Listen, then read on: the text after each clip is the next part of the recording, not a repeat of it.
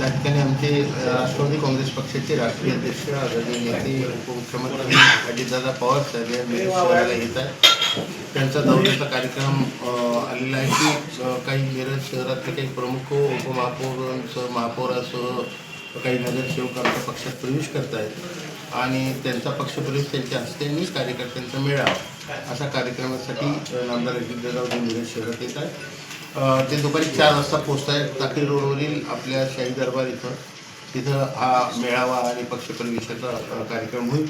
त्यानंतर नवीन पक्षप्रवेश करणाऱ्यांच्यापैकी माजी महापौर किशोर जामदार यांच्या घरी सदिच्छा भेट, त्यानंतर माजी महापौर मनेजित बागवान यांच्या घरी सदिच्छा भेट, तिथेच आमचे माजी नगरसेवक जे पूर्वीपासूनच आता राष्ट्रवादीमध्ये काम करत आहेत जमीलभाई बागवान यांच्या घरी चहापाणी किंवा सदिच्छा भेट असा कार्यक्रम आहे. आणि हे भेटीचे कार्यक्रम आटून पुन्हा अजितदादांनी बारामतीला रवाना होणार आहेत.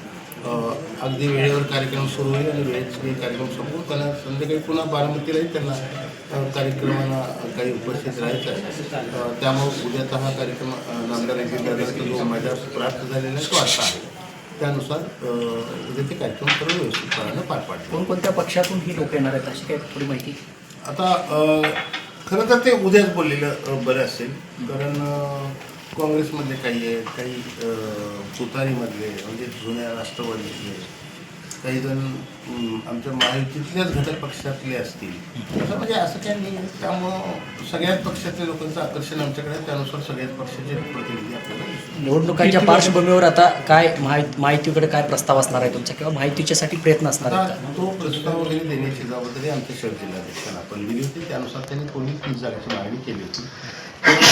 आमचं बळ पाहता, आमच्याकडे येणारे लोक, आमच्याकडे उपलब्ध असणारे सक्षम उमेदवार, निवडून येण्याच्या क्षमतेचे उमेदवार पाहता आता त्यात कदाचित वाढ होण्याची शक्यता आहे. आणि त्यानुसार मग त्यांच्याशी जर बोलायचं झालं तर ते बोलतील पाहिजे. मग अशा आपण बोलताना म्हटलं की महापौर पदाचे दावेदार राष्ट्रवादी होईल आणि सर्वात मोठा पक्ष परिस्थिती पाहता त्यानुसार राष्ट्रवादी काँग्रेस पक्ष हा 1 नंबरचा पक्ष आणि त्यामुळे जो 1 नंबरचा पक्ष असतो तो महापौर पदाचा दावेदार असतो. हे नैसर्गिक आहे आणि त्या निसर्ग नियमाने मी सांगतोय की आमचा पक्ष उद्याच्या महापौर पदाचा दावेदार आहे.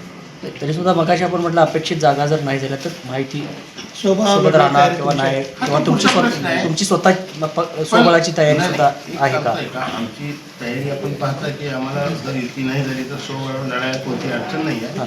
पण प्रायोरिटी युतीला असणार आहे. युतीत जर न्याय मिळाला नाही, व्यवस्थित समाधान नाही झालं तर मग मात्र स्वबळावर लढावं लागेल. दिवसभरातील घडामोडींचा आढावा घेण्यासाठी पाहत रहा N24 मराठी न्यूज चॅनल.